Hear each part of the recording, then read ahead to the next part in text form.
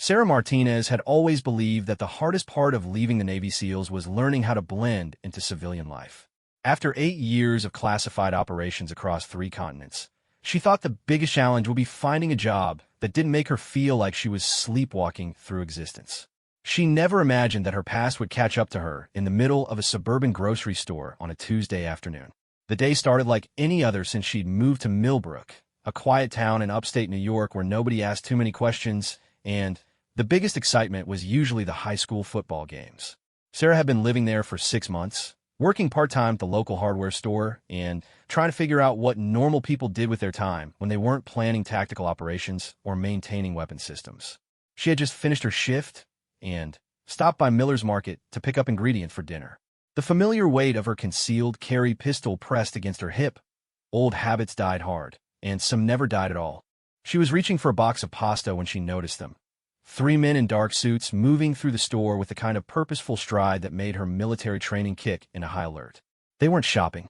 Their eyes swept the aisles systematically, and their body language screamed federal agents.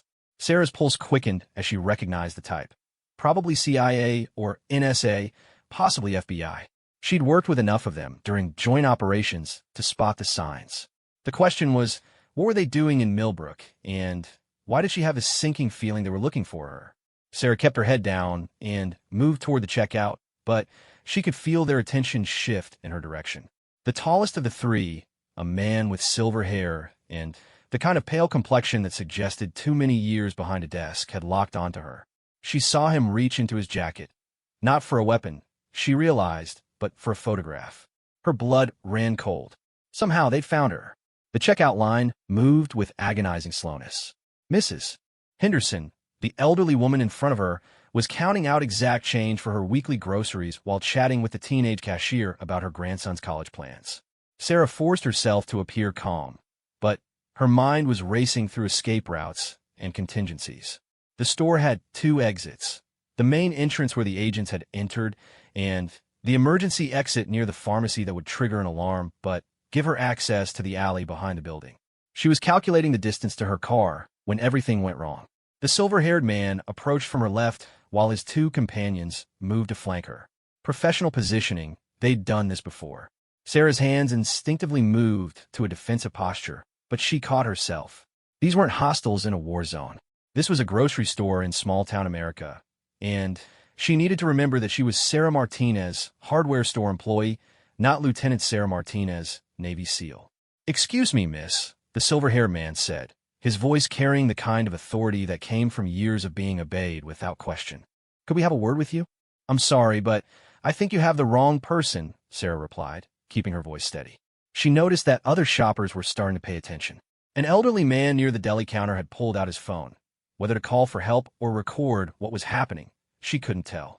"We know exactly who you are, Lieutenant Martinez," the man said quietly, but not quietly enough. The name hung in the air like a bomb waiting to explode. "Or perhaps you'd prefer we discuss this privately?"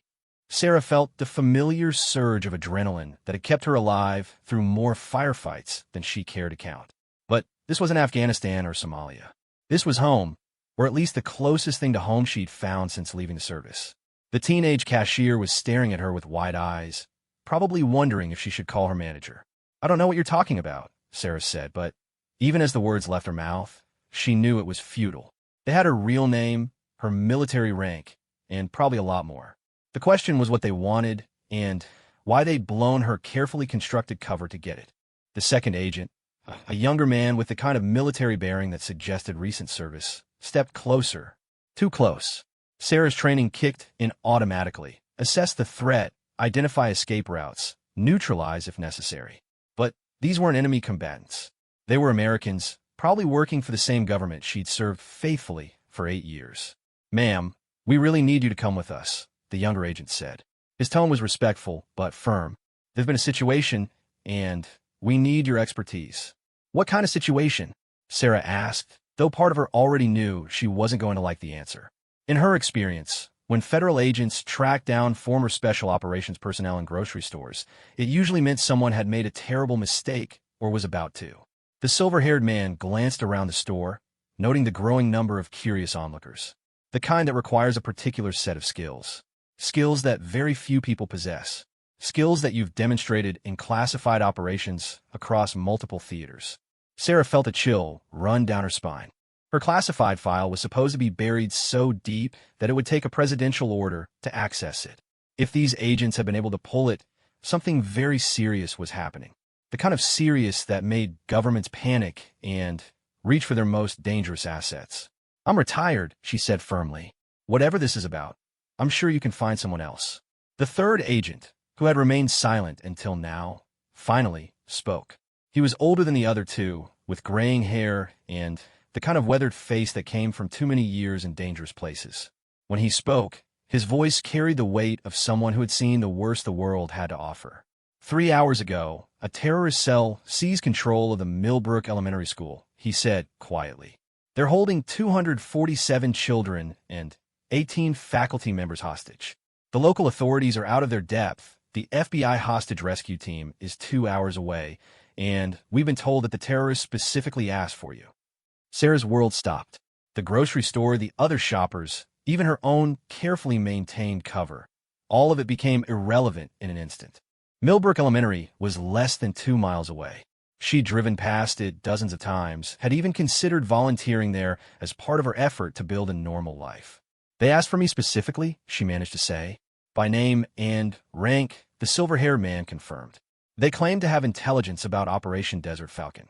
The name hit Sarah like a physical blow. Operation Desert Falcon was supposed to be classified at the highest levels. It was a joint operation she'd participated in 2 years earlier, a precision strike against a terrorist training facility in Syria. The mission had been a success by all official accounts, but Sarah knew the reality was more complicated. They'd eliminated the target, but there had been civilian casualties. Children. The older agent must have seen the recognition in her eyes. "They know you were there, Lieutenant, and they're using that knowledge to force your hand. We have reason to believe this isn't a random terrorist attack. This is personal." Sarah's mind raced through the implications. If terrorists had detailed intelligence about Desert Falcon, it meant someone had leaked classified information. It meant her identity had been compromised not just locally, but internationally. It meant that her quiet life in Millbrook was over, regardless of whether she helped or not. But more importantly, it meant that 247 children were in danger because of something she'd done in service to her country. "What exactly are you asking me to do?" she said, though she already knew the answer. The silver-haired man pulled out a tablet and showed her aerial footage of the school. Police cars surrounded the building, their red and blue lights flashing silently in the afternoon sun. Parents stood behind barriers, some crying, others screaming at the officers to do something. Sarah could see figures moving in the school's windows, armed figures who had no business being anywhere near children. "We need you to go in," the younger agent said. "The terrorists have demanded to speak with you directly. They claim they'll release the children unharmed if you surrender yourself to them." "And you believe them?" Sarah asked, though she already knew these agents were too experienced to trust terrorist promises. "No," the older agent said bluntly. "We think they plan to kill you and the children. But we also think you're our best chance of getting those kids out alive. Your combat record speaks for itself, and you know the people we're dealing with." Sarah closed her eyes for a moment, trying to process everything she'd just learned. 6 months ago, she'd walked away from the military because she was tired of making impossible choices in impossible situations. She'd wanted a normal life, a quiet life, a life where the most dangerous thing she faced was an angry customer at the hardware store. But 247 children didn't get to choose whether they wanted to be part of this nightmare. They were in danger because of decisions made by people they'd never met, in places they'd never heard of, for reasons they could never understand. And, whether Sarah liked it or not, she was the only person in a position to help them. "What's the tactical situation?" she asked, and the moment the words left her mouth, she knew she'd already made her decision. The younger agent pulled out a smartphone and showed her a detailed layout of the school building. 5 confirmed hostiles, all armed with automatic weapons. They've barricaded themselves in the main hallway and the cafeteria. Principal's office has been converted into what appears to be a command center.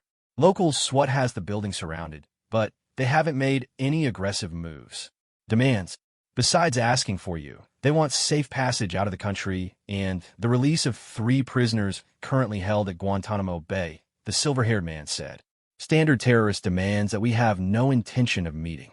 Sarah studied the building layout, her mind automatically shifting into tactical mode. The school was a single-story structure built in the 1980s, with long hallways and multiple exit points. Good for evacuation, bad for controlling access. If she were planning a rescue operation, she'd need to coordinate simultaneous entries from at least 3 points to prevent the terrorists from using the children as human shields. But that wasn't what they were asking her to do. They wanted her to walk in the front door and surrender herself. "What's my backup?" she asked. The older agent met her eyes with the kind of look that said he'd been hoping she wouldn't ask that question. "You'll be on your own until the situation develops. We can't risk any overt support without endangering the hostages." In other words, they wanted her to go in blind and hope for the best. It was a suicide mission dressed up as a negotiation. Sarah looked around the grocery store one last time. Mrs. Henderson had finished counting her change and was shuffling toward the exit, completely oblivious to the life and death conversation happening 10 feet away. The teenage cashier was pretending to organize the magazine rack, while obviously listening to every word. The elderly man with the phone was still recording, probably planning to post the whole thing on social media. This was the normal life she'd wanted, a place where the biggest drama was whether the high school football team would make it to the state championships. But normal was a luxury that children being held hostage couldn't afford.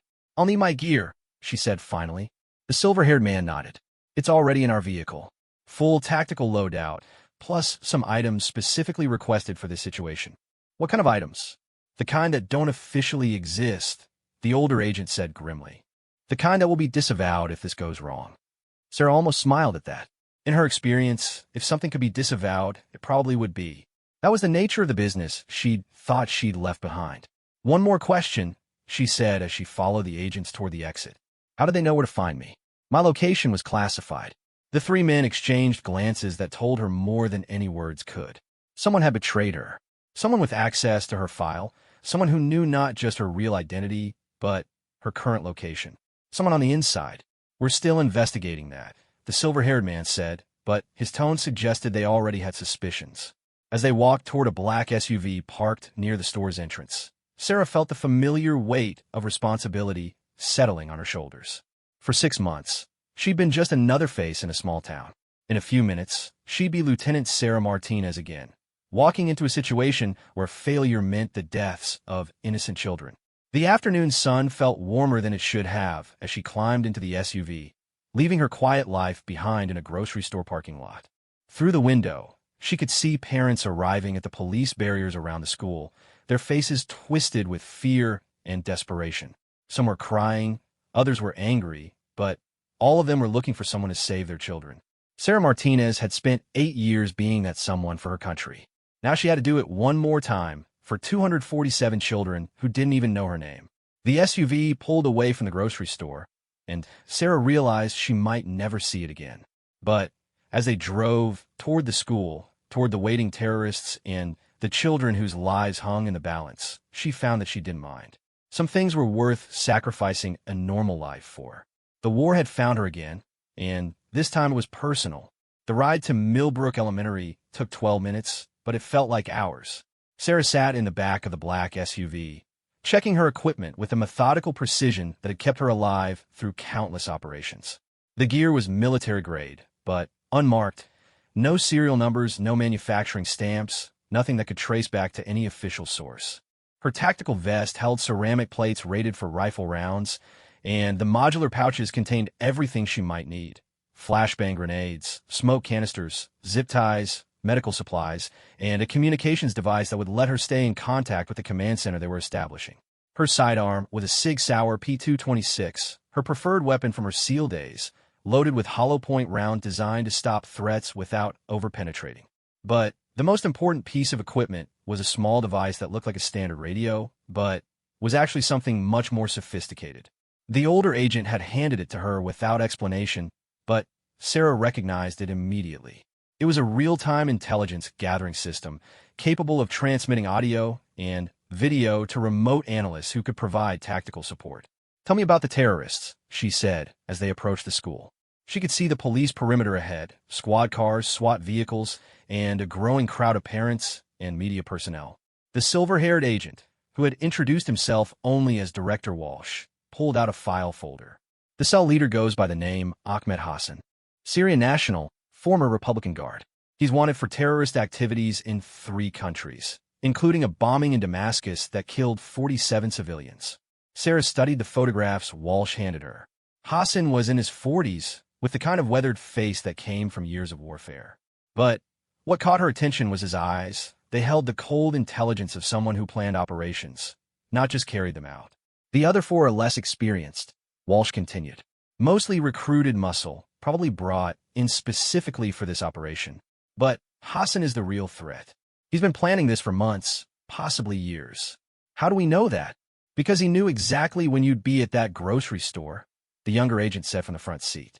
He'd introduced himself as Agent Morrison, and Sarah had noticed the slight tremor in his hands that suggested he was newer to this kind of work. He's been watching you, learning your routines, waiting for the right moment. The implications of that statement hit Sarah like a cold wave. If Hassan had been surveilling her for months, he knew everything about her new life. He knew where she lived, where she worked, probably even where she bought her coffee in the morning.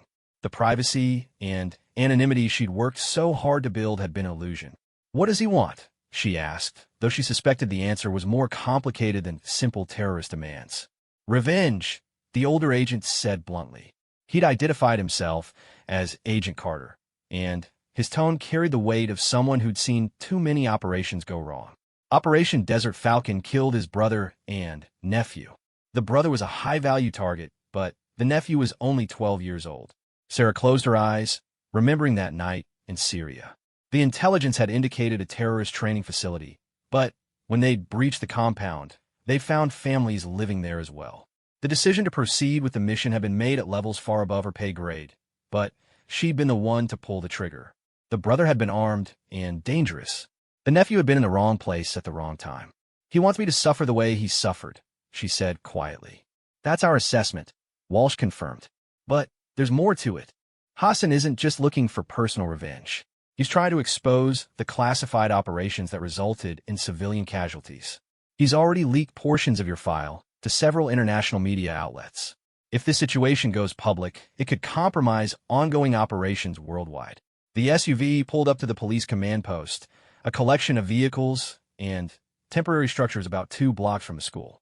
Sarah could see the building in the distance, its red brick facade looking deceptively normal, except for the armed figures visible in some of the windows. Parents stood behind police barriers, some holding signs with their children's names, others simply staring at the building in silent terror. Ma'am, Agent Morrison said, turning in his seat to face her. There's something else you need to know. The local police chief, Tom Bradley, his 8-year-old daughter Emma, is in that building. He's been pushing for an immediate assault, but the FBI on-scene commander has been holding him back. Sarah understood the implications immediately. A parent's desperation could lead to poor tactical decisions, and poor tactical decisions got people killed. If Chief Bradley decided to take matters into his own hands, it could trigger a massacre. As they stepped out of the SUV, Sarah could feel the weight of attention settling on her. Police officers, federal agents, and media personnel all turned to look at the woman who had materialized from a classified file to deal with an impossible situation. She kept her expression neutral, but inside, she was calculating odds and contingencies. The FBI on-scene commander approached them immediately. Special Agent Jennifer Brooks was a woman in her early 40s with the kind of competent bearing that suggested extensive experience in crisis situations. But Sarah could see the stress in her eyes, the kind that came from being responsible for decisions that could result in massive casualties. Lieutenant Martinez, Brooks said, extending her hand. I wish we were meeting under better circumstances. What's your assessment of the situation? Sarah shook her hand while studying the school building. I need to see the building layout, current intelligence on terrorist positions, and communication logs. Have they made any demands since the initial contact? They've been quiet for the past hour, Brooks replied, leading her toward the command vehicle. But they know we're here. Hassan has made it clear that if we attempt any kind of assault, he'll start executing children. He's already demonstrated that he's serious. How? Brooks hesitated for a moment. 20 minutes ago, they threw a child's backpack out of the main entrance. It was covered in what appeared to be blood. Sarah felt her jaw tighten. Using children's belongings as psychological warfare was a tactic she'd seen before, usually employed by the most ruthless terrorists. It meant Hassan was willing to traumatize the children even if he didn't intend to kill them immediately. The command vehicle was a mobile operations center equipped with communication equipment, surveillance monitors, and detailed building schematics. Sarah studied the layout while Brooks briefed her on their current intelligence. 5 confirmed hostiles, as you were told. They've divided the children into 3 groups. The youngest ones, kindergarten through 2nd grade, are being held in the cafeteria. 3rd through 5th graders are in the main hallway. The teachers and administrative staff are in the principal's office with Hassan. Weapons: AK-47 variants, probably brought in pieces and assembled on site. Each terrorist is carrying what appears to be a suicide vest, though we haven't been able to confirm whether they're functional or just for intimidation. Sarah absorbed this information while watching the video feeds from police drones circling the building. The terrorists had been smart about positioning. They'd chosen locations that made it impossible to take clean shots from outside, and they created overlapping fields of fire that would make any assault extremely costly. What about building access? Main entrance is blocked by 2 terrorists. Emergency exits are covered. The only other way in would be through the roof or the basement, but both routes would require significant time and noise to breach. Sarah nodded, understanding the tactical picture. Hassan had chosen his location well. A school building that was designed to keep people safe was now being used to trap them. Any conventional assault would likely result in significant casualties, both among the hostages and the rescue team. "I need to talk to him," she said. Brooks led her to a communication station where a technician was monitoring radio frequencies. "He's been using a handheld radio on a police frequency. We've been able to maintain intermittent contact, but he only speaks when he wants to." Sarah picked up the microphone, took a deep breath, and keyed the transmission.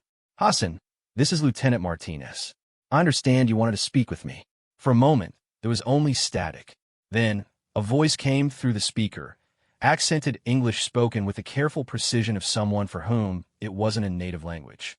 "Lieutenant Sarah Martinez, call sign Nightshade, United States Navy SEALs. You're responsible for the deaths of my brother Khalil and my nephew Omar." The use of her call sign sent a chill through Sarah. That information was classified at the highest levels, known only to her immediate team members and their chain of command.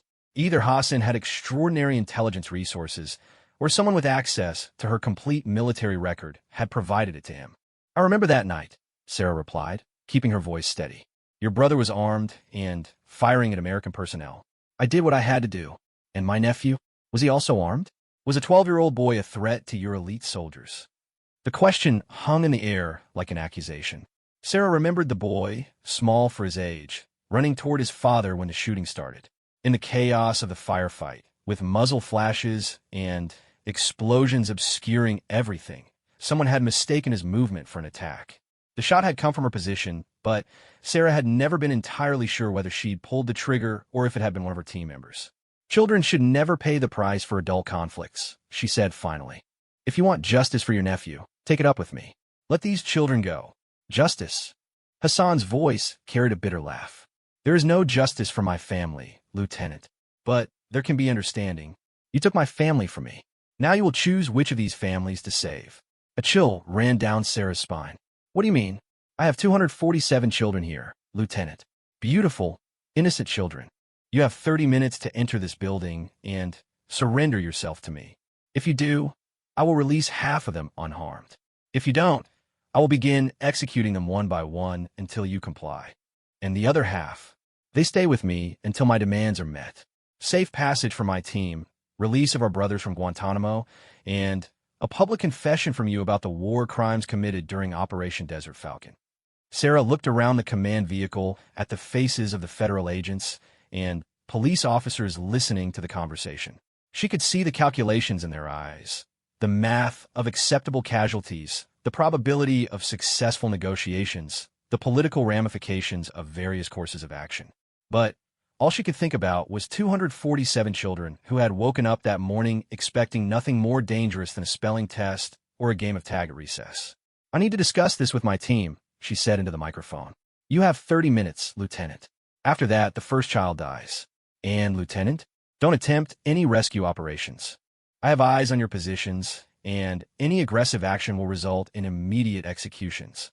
The radio went silent, leaving the command vehicle filled with the kind of tense quiet that preceded major decisions. Sarah set down the microphone and turned to face Agent Brooks and the other officials who had gathered to hear the conversation. "He's not bluffing," she said quietly. "Hassan has been planning this operation for months, possibly years. He knows too much about classified operations, too much about my personal history. Someone has been feeding him intelligence." "What do you recommend?" Brooks asked. Sarah studied the building schematics again, looking for any detail she might have missed. Hassan had chosen his position brilliantly. The school's layout made it nearly impossible to mount an effective assault without significant casualties. The terrorists' positioning created multiple kill zones that would have to be neutralized simultaneously, and the presence of children in each location made precision strikes impossible. "Conventionally, this is an unsolvable problem," she said. "But Hassan made one mistake. He's emotionally invested in this operation. He wants me to suffer, which means he needs me alive long enough to watch what happens to these children." "You're thinking of surrendering?" Agent Morrison asked, his voice carrying a note of disbelief. "I'm thinking of buying time and getting closer to the target," Sarah replied. "If I can get inside the building, I can gather intelligence on their actual capabilities and look for tactical opportunities. The suicide vests might be fake, the weapons might not be fully loaded, the terrorists might not be as well trained as they appear." Agent Carter, who had remained silent throughout the briefing, finally spoke up. "And if you're wrong? If you walk in there and he simply executes you in front of the children, then you'll have 30 minutes to plan an assault while I distract them," Sarah said matter-of-factly. "Either way, those children have a better chance than they do right now." Director Walsh had been monitoring multiple communication channels during the conversation, and now he approached with a grim expression.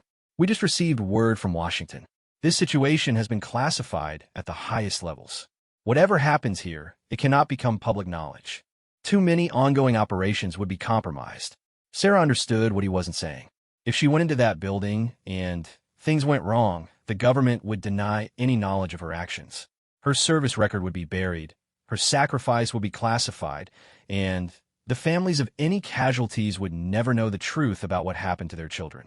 But 247 children didn't care about classification levels or political consequences. They just wanted to go home. "I'm going in," she said, checking her equipment one final time. "But I need 2 guarantees. First, if this goes bad, you wait for my signal before you assault the building. I'll try to create an opportunity for your entry team. And second," Brooks asked, "if I don't make it out, you make sure Hassan doesn't either. He's too dangerous to be allowed to disappear into whatever network has been supporting him." The agents exchanged glances, the kind of looks that passed between professionals who understood that some decisions couldn't be made through committee or consultation with higher authorities. Sometimes, the person on the ground had to make the call. "Understood," Brooks said finally. "But Lieutenant, you don't have to do this. We can wait for the FBI hostage rescue team. We can negotiate. Those children have been in there for 3 hours," Sarah interrupted. "Every minute that passes increases their trauma and decreases their chances of survival. Hassan is smart, but he's also angry. Angry people make mistakes." As she prepared to leave the command vehicle, Sarah caught sight of a man in a police chief's uniform standing near the perimeter barriers. Chief Bradley was staring at the school building with the kind of desperate intensity that only a parent could understand. She walked over to him, noting the way his hand rested unconsciously on his service weapon. "Chief Bradley," she said quietly. He turned to look at her, and she could see the raw desperation in his eyes. "My daughter Emma is in that building, Lieutenant. She's 8 years old, and she's probably terrified right now." "I know," Sarah said. "I'm going to bring her home." "How can you be sure?" Sarah looked back at the school building, where armed terrorists held innocent children hostage because of decisions made in classified operations half a world away. "Because some things are worth dying for, Chief. And saving children is at the top of that list." As she walked toward the school building, Sarah could feel the weight of hundreds of eyes following her.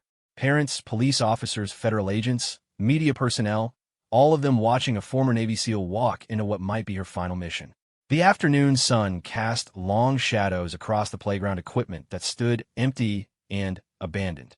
Swings moved gently in the breeze, and a forgotten soccer ball sat in the middle of the field where children had been playing just hours earlier. Sarah Martinez had spent 8 years serving her country in classified operations around the world.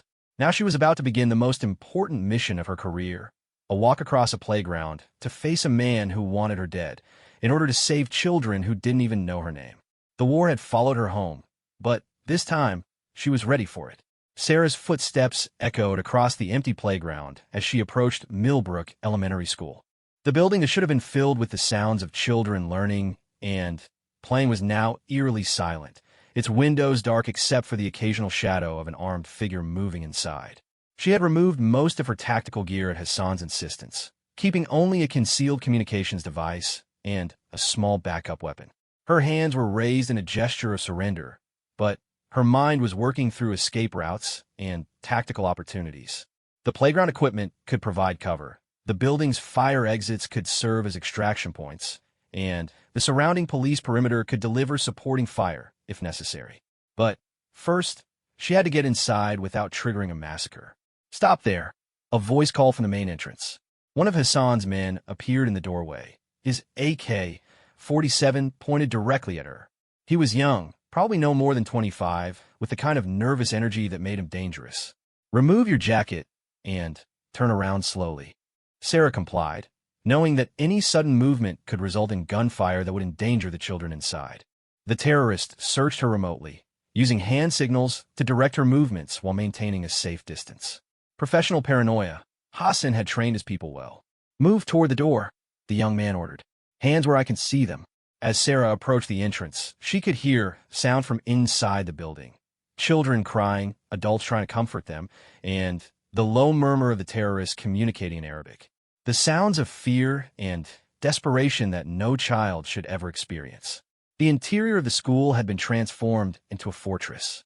Desks and chairs were stacked against windows, creating improvised barriers. Emergency lighting cast eerie shadows down the hallways, and Sarah could see that the terrorists had positioned themselves strategically throughout the building. "Lieutenant Martinez," a voice called from deeper inside the school. Hassan emerged from what Sarah recognized as the principal's office, flanked by two more armed men. He was smaller than she had expected, but his presence filled the hallway with the kind of authority that came from years of commanding others in life and death situations. "Hassan," she replied, keeping her voice steady. Up close, she could see the intelligence in his eyes, but also the pain. This wasn't just a terrorist operation. It was personal grief weaponized into an act of vengeance. "You look different than in your military photographs," he said, studying her face with the kind of attention that suggested he had memorized every detail of her service record. "Softer, more human. It's easy to forget that killers can look like ordinary people." "I never forgot that," Sarah replied. "That's why I left the military." Hassan's expression hardened. "You left because you were tired of killing, not because you felt remorse for those you had already killed." "My brother, my nephew, how many others whose names you don't even remember?" The accusation hung in the air between them, and Sarah found herself thinking of all the classified operations, all the targets eliminated in service to national security. How many of them had families? How many had children who would grow up without fathers, who would carry the seeds of hatred that could bloom into situations like this? "You're right," she said quietly. "I don't remember all their names, but I remember your nephew. Omar, 12 years old, wearing a blue shirt with a soccer ball on it. He was running toward his father when the shooting started." Hassan's composure cracked for just a moment, and Sarah saw the raw grief beneath his controlled exterior. "You remember this?" "I remember every child I've seen in war zones," Sarah said truthfully. "Because children shouldn't be there. They shouldn't pay the price for decisions made by adults. And yet here we are, surrounded by 247 children who are paying exactly that price," Hassan replied, his voice regaining its cold precision. "Because of decisions you made, Lieutenant. Because of operations you participated in." Sarah looked around the hallway, noting the positions of the terrorists and trying to locate the children. She could hear them somewhere deeper in the building, probably in the cafeteria and classrooms as the intelligence briefing had indicated. "What do you want from me?" she asked. "I want you to understand what it feels like to lose everything," Hassan said. "I want you to choose which children live and which children die, the way your government chose to sacrifice my family for your mission objectives." He gestured to one of his men, who disappeared down a hallway and returned moments later with a young girl. Sarah's heart stopped as she recognized Chief Bradley's daughter Emma, 8 years old, with blonde hair and tear-streaked cheeks. The child was clearly terrified, but trying to be brave, the way children do when they don't understand why adults are hurting them. "This is Emma Bradley," Hassan said, placing his hand on the girl's shoulder in a gesture that was both protective and threatening. "Her father is the police chief. I'm sure he's out there right now, trying to decide whether to storm this building to save his daughter." "Let her go," Sarah said, taking a step forward before stopping herself as weapons swung toward her. "She's just a child. She has nothing to do with any of this." "Neither did Omar," Hassan replied. "But that didn't save him, did it?" Sarah could see the tactical situation developing in her mind. Hassan was using Emma as both a human shield and a psychological weapon, knowing that her presence would prevent any aggressive action from the police outside. But he had also made a mistake. By bringing the girl into the hallway, he had separated her from the larger group of hostages. "What are your demands?" she asked, trying to buy time while assessing her options. Hassan smiled, but there was no warmth in it. "Simple. You will confess to the war crimes committed during Operation Desert Falcon. You will admit that American Special Forces deliberately targeted civilians. You will reveal the classified details of how many innocent people have died in your government's secret wars. And if I do that, I will release half the children, as promised. The other half," he shrugged, "they depend on your government's willingness to meet my other demands." Sarah understood the trap he had set. Any confession she made would be recorded and broadcast, undermining public support for military operations and potentially compromising ongoing missions. But refusing meant watching children die for the sake of protecting classified information. "The children in the cafeteria," she said. "I want to see them. I need to know they're safe before I agree to anything." Hassan considered this for a moment, then nodded to one of his men. "Very well. But any attempt at heroics will result in immediate executions. I have men positioned throughout this building, and they have orders to kill hostages at the first sign of rescue operations." As they moved through the school hallways, Sarah took note of everything. The positions of the terrorists, the layout of the rooms, the location of exits, and potential cover. The building was larger than it had appeared from outside, with multiple wings that could provide concealment for either hostages or rescuers. The cafeteria was a scene from a nightmare. Nearly 150 children sat on the floor in organized groups, watched over by 2 armed men who paced along the perimeter of the room. The youngest ones, kindergartners and first graders, were crying quietly while older students tried to comfort them.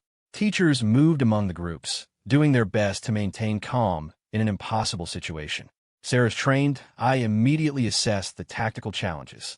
The cafeteria was a large, open space with limited cover and multiple sight lines. Any rescue operation would have to be perfectly coordinated to prevent the terrorists from firing into the crowd of children. But she also noticed something that gave her hope. The emergency exit doors were only partially blocked, and one of the terrorists was positioned where he couldn't maintain visual contact with his partner at all times. Small vulnerabilities, but potentially exploitable ones. Satisfied? Hassan asked. "I want to see the others," Sarah said. "All of them." Hassan's expression darkened. "You are in no position to make demands, Lieutenant." "Then, you're in no position to get what you want," Sarah replied. "I need to know that all the children are alive and unharmed before I agree to your confession." The standoff stretched for several tense seconds before Hassan nodded curtly. They moved through more of the building, and Sarah saw the rest of the hostages. Older children in classrooms, teachers, and staff in the principal's office, all watched over by armed men who looked increasingly nervous as the situation continued. What struck her most was the resilience of the children.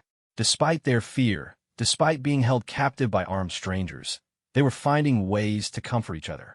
She saw older students holding hands with younger ones, teachers maintaining order through quiet authority, and small acts of bravery that reminded her why this mission mattered. "The confession," Hassan said as they returned to the main hallway. "You will make it now, in front of these cameras." He gestured to equipment that had been set up near the entrance, professional-grade recording devices that could broadcast live to the internet. "Before I do that," Sarah said, "I need to know something. Who gave you my location? Who provided you with my classified file?" Hassan smiled again, and this time there was genuine satisfaction in his expression. "Your own government, Lieutenant.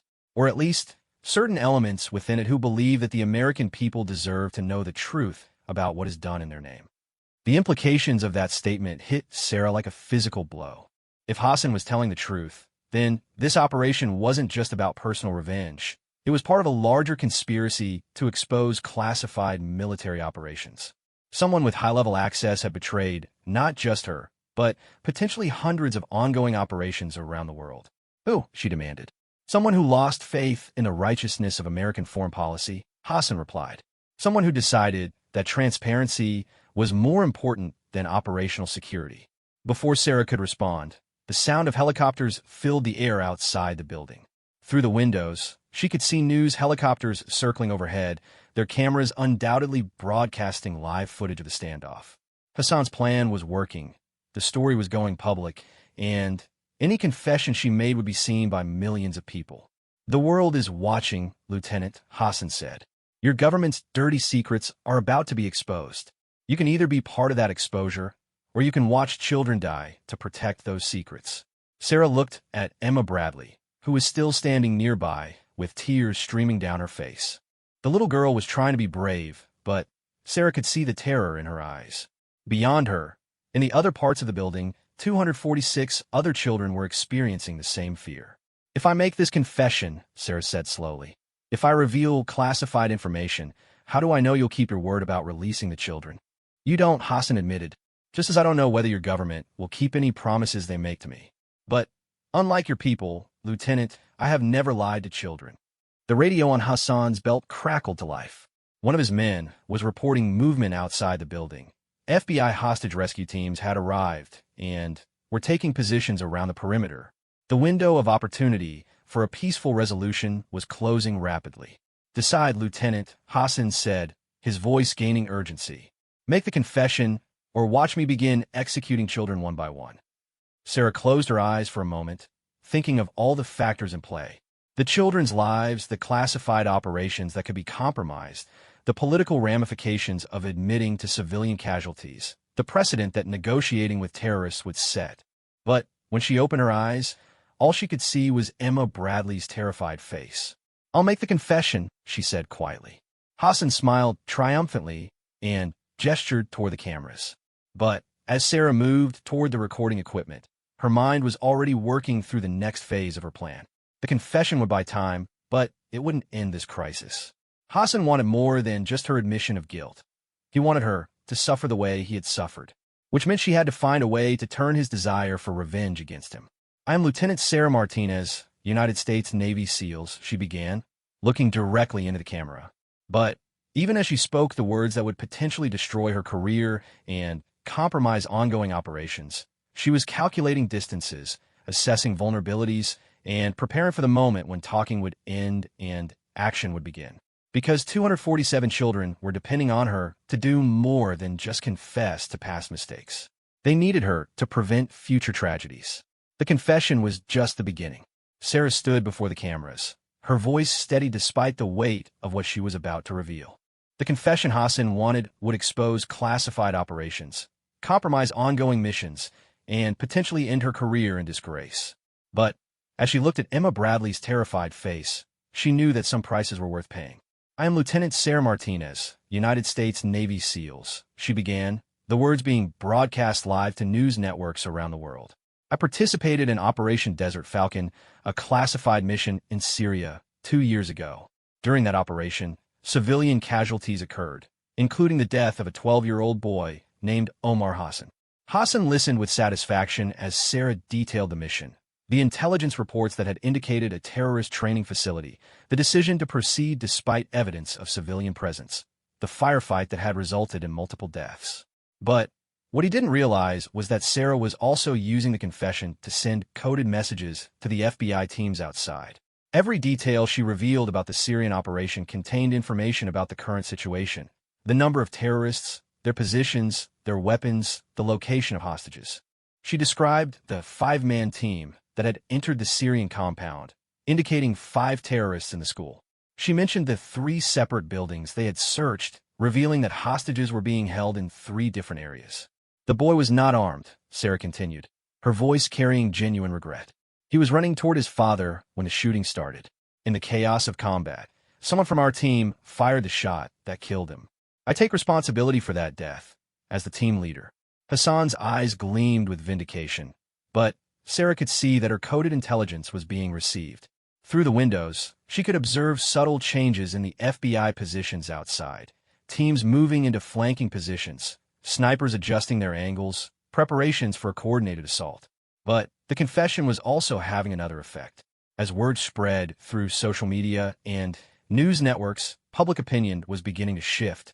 Sarah could see Hassan monitoring multiple devices, watching as her admission went viral and sparked outrage about military operations and civilian casualties. This is the reality of modern warfare, she continued, staying on script but also building toward her real objective. Decisions made in classified operations have consequences that extend far beyond the battlefield. Families are destroyed, children are orphaned, and sometimes that grief and anger comes home to innocent people. That last statement was directed at Hassan himself, and she saw him react to the implication. His personal vendetta was endangering innocent children, making him no better than the people he claimed to despise. Enough, Hassan said suddenly. You have confessed to your crimes. Now we move to the next phase, which is, you'll contact your command structure and demand the release of 3 prisoners from Guantanamo Bay. You will use your influence as a decorated war hero to pressure the government into meeting my demands. Sarah almost smiled at that. Hassan still didn't understand how the military worked or how little influence a single lieutenant actually had on national policy. But his misconception revealed something important about his mindset. He had built her up in his imagination as someone with far more power and authority than she actually possessed. I don't have that kind of influence, she said honestly. I'm a former lieutenant, not a general or a politician. Hassan's expression darkened. Then, you are useless to me. He gestured to one of his men, who moved toward Emma Bradley with clear intent. Wait, Sarah said quickly. I may not have official influence, but this confession is being broadcast worldwide. The public pressure alone might be enough to force negotiations. It was a desperate stall for time, but it worked. Hassan paused, considering the political ramifications of the situation. The standoff was now a global news event, with millions of people watching in real time as it unfolded. But Sarah was also using the delay to implement the next phase of her own plan. The communications device hidden in her clothing was transmitting continuously to the FBI command center, providing real-time intelligence on terrorist positions and movements. Every conversation, every tactical detail was being recorded and analyzed. More importantly, she was learning about Hassan's psychological profile. He was intelligent and well-trained, but he was also driven by grief and anger. Emotional decisions could be predicted and exploited. Tell me about Omar, she said suddenly. What was he like? Hassan's composure cracked slightly at the unexpected question. Why do you ask this? Because I need to understand what I took from you, Sarah replied. If I'm going to help you get justice, I need to know who we're seeking justice for. It was manipulation, but it was also genuine curiosity. Sarah had spent 2 years carrying the guilt of that night in Syria, wondering about the boy whose life had ended because of decisions made thousands of miles away by people who had never seen his face. He loved football, Hassan said quietly, his grip on his weapon relaxing slightly. What you call soccer. He wanted to play professionally someday, like his hero Lionel Messi. He would practice for hours every day, even when there was no proper ball to use. Sarah could picture it. A 12-year-old boy in war-torn Syria, finding joy and hope in the simple act of kicking a ball around a dusty compound. The image made her chest tighten with renewed guilt, but it also gave her crucial intelligence about Hassan's emotional vulnerabilities. He sounds like he was a good kid, she said. He was innocent, Hassan replied, his voice carrying the weight of 2 years of grief. He never hurt anyone. He just wanted to play football and make his family proud. Like these children, Sarah said, gesturing toward the rooms where the hostages were being held. They're innocent too. They just want to go home to their families. Hassan's jaw tightened. That is different. Ow! These children, they are collateral damage, not targets. If your government meets my demands, they will be released unharmed. But they're still being traumatized, Sarah pressed. They're still paying the price for decisions they had nothing to do with. Just like Omar did. She could see the conflict in Hassan's eyes, the recognition that his actions were mirroring the very injustices he claimed to be protesting. But grief and anger had their own logic, and 2 years of planning this operation had hardened his resolve. The difference, Hassan said finally, is that Omar is dead, and these children can still be saved. Their fate depends entirely on your government's willingness to value their lives over political convenience. Before Sarah could respond, gunshots erupted from somewhere else in the building. Hassan immediately grabbed his radio, barking orders in Arabic to his scattered team members. From the responses, Sarah could tell that one of the perimeter guards had spotted FBI movement and opened fire. "Your people are trying to breach the building," Hassan accused, his weapon swinging toward Emma Bradley. "No," Sarah said quickly, though she wasn't entirely sure. "Those might be warning shots. The FBI wouldn't risk an assault while you're holding children." But even as she spoke, she could hear the tactical situation developing around them. Radio chatter, running footsteps, the distant sound of flashbang grenades being deployed. The FBI had decided to move, either because they had identified an opportunity or because they believed negotiations had failed. Hassan was communicating rapidly with his team, and Sarah could understand enough Arabic to realize that his carefully planned operation was beginning to unravel. Two of his men were reporting pressure on their positions, and the third was requesting permission to begin executions to force the assault teams to withdraw. "This is what happens when you try to deceive me," Hassan snarled at Sarah. "How many children will die because of your lies?" "I didn't lie to you," Sarah replied, though her mind was racing through tactical possibilities. If the FBI was breaching the building, she needed to create opportunities for them while protecting as many hostages as possible. The sound of automatic weapons fire filled the building, followed by screaming from the children in the cafeteria. Hassan's expression turned murderous as he realized his operation was collapsing. "You will watch them die," he told Sarah. "You will watch these children pay for your crimes, just as Omar paid for your mission." He raised his weapon toward Emma Bradley, and Sarah knew that talking was over. The time for action had come. She lunged forward, using her body to shield the little girl while simultaneously grabbing for Hassan's rifle. Her SEAL training took over. 8 years of close-quarters combat techniques compressed into a few seconds of lethal violence. Hassan was skilled, but he had been focused on Emma rather than Sarah. Her initial attack caught him off guard, driving him backward and disrupting his aim. The rifle fired, but the bullets went wide, shattering windows instead of hitting their intended target. They crashed into a display case filled with student artwork, glass exploding around them as they fought for control of the weapon. Hassan was stronger than Sarah had expected, but she had the advantage of surprise and superior training. A knee strike to his solar plexus doubled him over, giving her the opportunity to strip the rifle away from him. But before she could bring it to bear, one of his subordinates appeared from a classroom doorway, his own weapon raised. Sarah rolled to the side, dragging Emma with her as automatic weapons fire-chewed through the hallway where they had been standing. She came up behind an overturned desk, the rifle ready, her finger on the trigger. The tactical situation was chaos. FBI teams breaching multiple entry points, terrorists firing at anything that moved, children screaming in terror as bullets flew over their heads. This was exactly the kind of confused firefight that resulted in massive casualties. But Sarah had been in worse situations. In Afghanistan, in Somalia, in Syria. She had learned how to function in chaos, how to make split-second decisions that meant the difference between mission success and catastrophic failure. "Emma," she whispered to the little girl huddled beside her. "When I say go, you run toward that exit sign. Don't look back, don't stop, just run as fast as you can." The child nodded, tears streaming down her face but determination in her eyes. Chief Bradley's daughter was tougher than she looked. Sarah took a deep breath, said a prayer to whatever gods watched over children and warriors, and stepped out from behind cover. The war had followed her home, but this time she was fighting for the right side. The firefight in the school hallway lasted only minutes, but it felt like hours.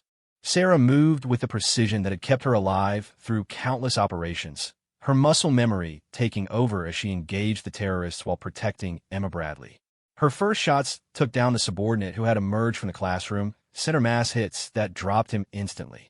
Hassan scrambled for a backup weapon, but Sarah was already moving, using the overturned furniture as cover while advancing on his position. "Go," she shouted to Emma, and the little girl ran toward the exit sign with the kind of desperate speed that only terror could produce. Hassan managed to retrieve a pistol from his fallen subordinate, but Sarah was already flanking his position. 8 years of close-quarters battle training compressed into instinctive action. Assess the threat, acquire the target, neutralized with extreme prejudice. The final shot came from Hassan's own weapon, but it wasn't aimed at Sarah. In his last moment of consciousness, consumed by rage and grief, he had turned the gun toward the hallway, where children's voices could be heard. Sarah's tackle sent him crashing into the wall just as the pistol fired, the bullet embedding itself in the ceiling instead of finding innocent flesh. They went down together, and Sarah's training knife found its mark between his ribs with surgical precision. Hassan's eyes went wide with shock, then slowly filled with something that might have been peace. "Omar," he whispered, and then he was gone. The sudden silence that followed was almost as deafening as the gunfire had been. Sarah could hear FBI teams clearing other parts of the building, their coordinated movements and professional communication a stark contrast to the chaos that had just ended. "Clear," she called out, knowing that tactical teams were trained to shoot anything that moved in an active firefight situation. Friendly coming out. She stepped into the hallway with her hands visible, Hassan's blood still warm on her knife. FBI agents in full tactical gear appeared from multiple directions, their weapons trained on her until they could confirm her identity. "Lieutenant Martinez," Agent Brooks called out, lowering her weapon. "Status: Hassan is down. One other terrorist neutralized. I don't know about the other three." Sarah's voice was steady, but inside she was calculating casualties and probabilities. How many children had been hurt in the crossfire?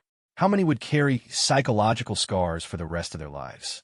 "We've secured the cafeteria and the main classroom wing," Brooks reported. "2 more terrorists down, 1 in custody. Children are being evacuated now." The sound that followed was the most beautiful thing Sarah had ever heard. Children's voices, crying and calling for their parents, but alive. Alive and going home.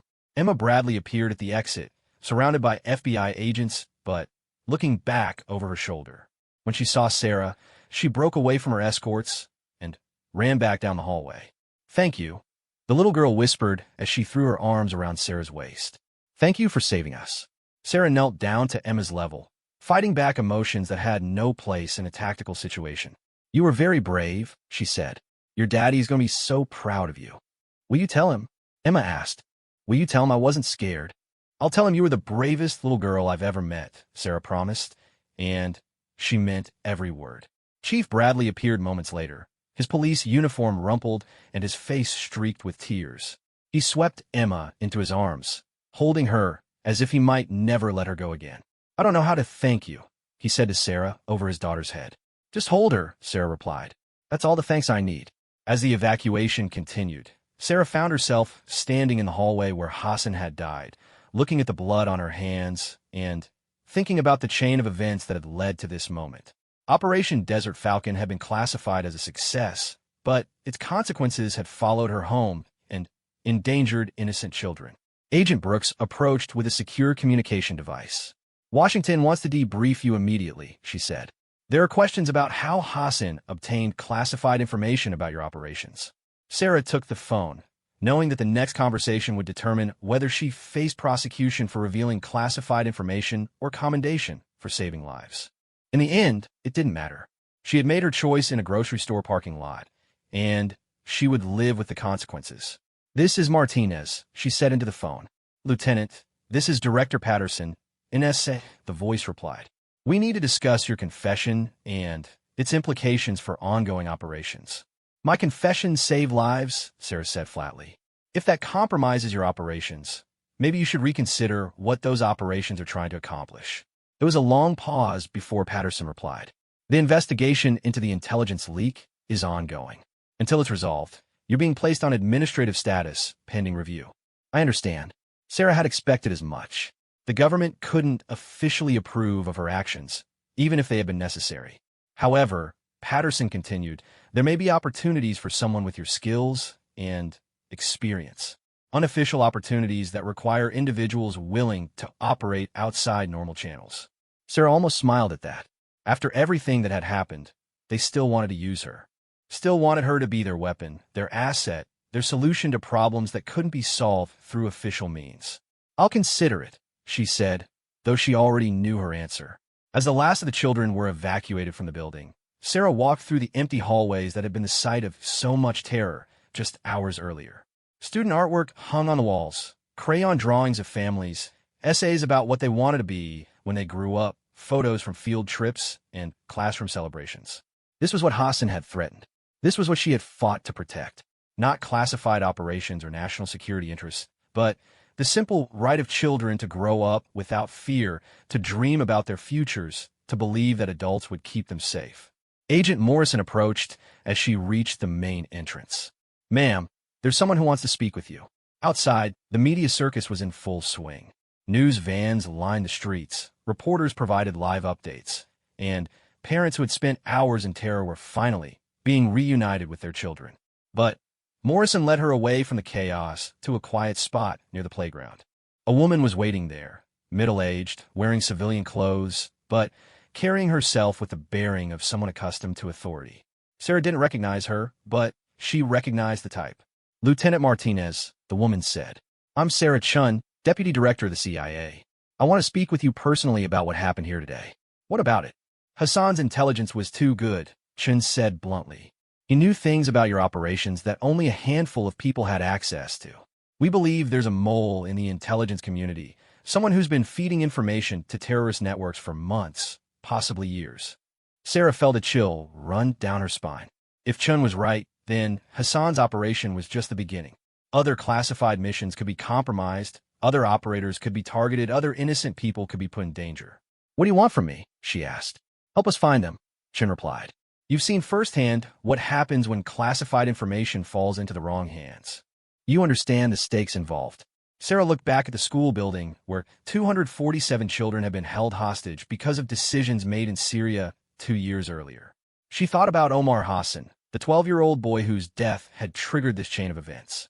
She thought about the cycle of violence and revenge that seemed to perpetuate itself endlessly. "If I do this," she said slowly, "I want guarantees. No more operations that deliberately target civilians. No more missions where children pay the price for adult conflicts." Chun smiled grimly. "You're in no position to make demands, Lieutenant." "Yes, I am," Sarah replied. "Because you need me more than I need you. I've already walked away from this life once. I can do it again." They stared at each other for a long moment, two women who had dedicated their lives to protecting their country, but who understood the moral complexity of that mission. "We'll discuss terms," Chun said finally. "We'll discuss principles," Sarah corrected. "Terms can be negotiated. Principles are non-negotiable." As they walked away from the playground, Sarah could hear children's laughter from other parts of the neighborhood. Kids who had no idea how close they had come to losing their classmates, their friends, their innocence in a world that was sometimes darker than anyone wanted to admit. The war had followed her home, but Sarah had learned something important in the process. Sometimes the most important battles weren't fought in foreign countries against designated enemies. Sometimes they were fought in suburban schools against the consequences of choices made in classified operations half a world away. 6 months earlier, Sarah Martinez had walked away from the military because she was tired of being a weapon pointed at targets chosen by other people. Today, she had chosen her own target, a man who threatened innocent children, and she had acted according to her own moral code rather than someone else's operational parameters. The government would want to use her again, would want to send her into the shadows to hunt down moles and terrorists and threats to national security. And maybe she would go, but only on her own terms, only with her own principles intact. Because she had learned that the most important mission wasn't protecting classified information or maintaining operational security. It was ensuring that children like Emma Bradley could go to school without fear, could grow up believing that adults would protect them, could trust that their innocence was worth defending. The war would always be with her, but now she understood that the real enemy wasn't foreign terrorists or hostile governments. The real enemy was the willingness to sacrifice innocence for expediency, to accept civilian casualties as the cost of doing business, to forget that every classified operation had human consequences that extended far beyond the mission briefing. Sarah Martinez had been an elite warrior for 8 years, but today she had become something more important. Today, she had become a guardian. And if the shadows called her back, she would answer, but she would go as herself, not as someone else's weapon. She would carry her own moral compass into the darkness, and she would make sure that somewhere, somehow, the light found its way through. The children were safe. For now, that was enough. But Sarah knew that in a world where classified operations could have consequences years later, where grief could be weaponized into terrorism, where innocence was always vulnerable to the decisions of those in power. Her work was far from over. The war had followed her home, but she had proven that home was worth defending.